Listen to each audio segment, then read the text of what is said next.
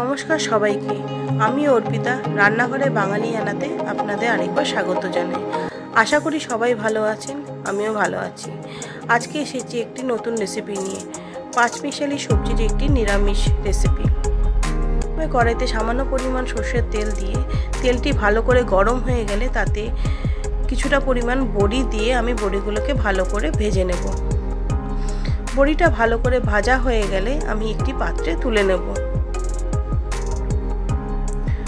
ওই তেলেই আমি একটি শুকনো লঙ্কা আর সামান্য পরিমাণ পাঁচফোড়ন দিয়ে আমি সবজিগুলো একে একে করে ভাজতে দিয়ে দেব। এখানে আমি বিনস, গাজর, আলু, ফুলকপি, কুমড়ো আর ঝিঙে ব্যবহার করেছি। আপনারা আপনাদের পছন্দ মতন সবজি ব্যবহার করতে পারেন। এক এক করে সবজিগুলো দিয়ে আমি ভালো করে ভেজে নেব। এখন আমি ঝিঙেটা দেব না, ঝিঙে ভাজতে বেশি সময় লাগে না, আমি তাই পরে অ্যাড করব।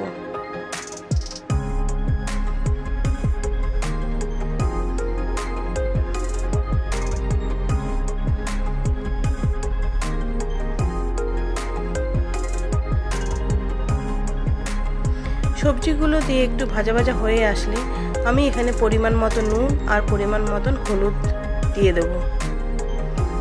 নুন আর হলুদ দিয়ে ভালো করে সবজিগুলো একটু ভাজা হয়ে গেলে আমি তারপরে এখানে ঝিঙেগুলো অ্যাড করে দেব।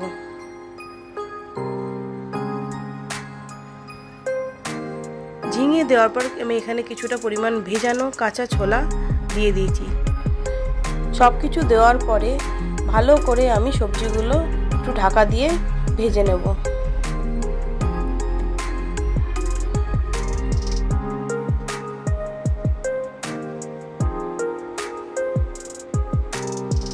সবজিগুলো যখন ভালো করে একটু ভাজা হয়ে আসবে তখন আমি একটি খুব সামান্য মশলা দিয়ে একটা পেস্ট বানিয়ে নেব।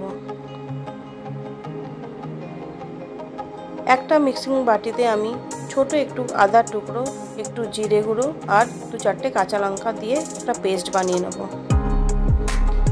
সবজিগুলো ভাজা হয়ে আসলে ওই পেস্টটি ওই সবজির মধ্যে আমি দিয়ে দেব। মশলা দেওয়ার পরে আমি সবজিগুলো দিয়ে ভালো করে একটু কষিয়ে নেব।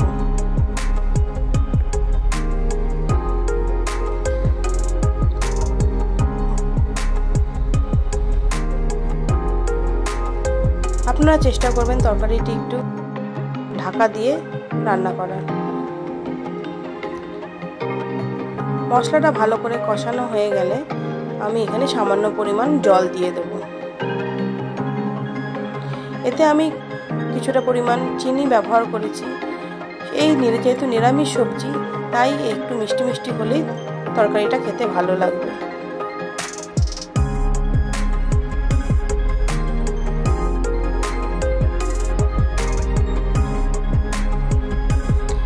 জলটা ফুটে আসলে আমি এখানে ভেজে রাখা বড়িগুলো দিয়ে দেব।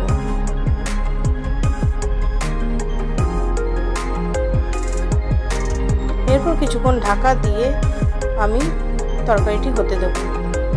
জলটা একটু শুকিয়ে আসলে সবজিগুলো যখন নরম হয়ে যাবে তখন আমি তরকারিটি নামিয়ে দেব। তৈরি হয়ে গেছে আমাদের পাঁচমিশালি নিরামিষ সবজি।